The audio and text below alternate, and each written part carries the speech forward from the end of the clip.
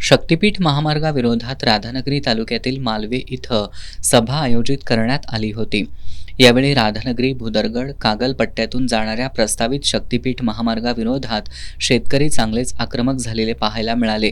यावेळी स्वाभिमानी शेतकरी संघटनेचे जिल्हाध्यक्ष अजित पोवार यांनी आक्रमक भूमिका घेत शक्तीपीठ महामार्गाच्या नावाखाली सुपीक शेतजमीन घेण्याचा घाट शासनानं घातलाय।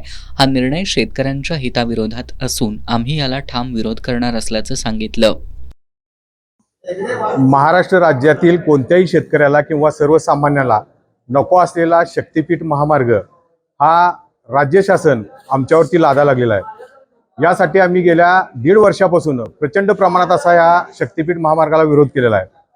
कागल तालुका असू देत, शिरोळ तालुका असू देत, त्याचबरोबर सांगलीमधून हा शक्तीपीठ आम्ही हद्दपार केला आणि पुन्हा नवीन रेखांकन करून हा शक्तीपीठ करवीरमधनं राधानगरी आणि पुढे भुदरगडला जायला निघालेला आहे।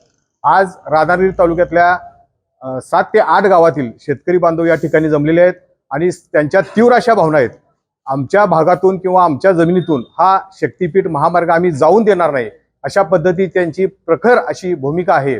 आणि जर का त्या काळामध्ये आजच राजपत्र प्रसिद्ध झालेलं आहे, त्या ठिकाणी जमिनींचे गट नंबर दिलेले आहेत, रेखांकन करायचं त्यांचं चाललेलं आहे। असा जर विषय असेल आणि ड्रोन घेऊन ते रेखांकन करायला जर या ठिकाणी आले तर ते ड्रोन उद्ध्वस्त केल्याशिवाय इथला शेतकरी गप्प बसणार नाही।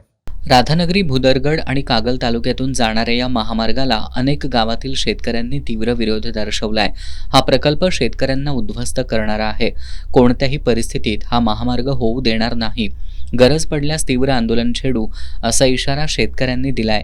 सभेत उपस्थित शेतकऱ्यांनी लोकप्रतिनिधींवरही नाराजी व्यक्त करत ज्यांना आम्ही निवडून दिलं ते जर या लढ्यात आमच्या पाठीशी उभे राहत नसतील तर त्याची किंमत त्यांना भविष्यात मोजावी लागेल असा गर्भित इशाराही दिला।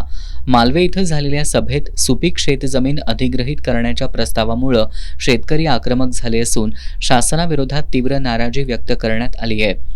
पुढील काळात हा प्रश्न अधिक चिघळण्याची शक्यता व्यक्त होतीये।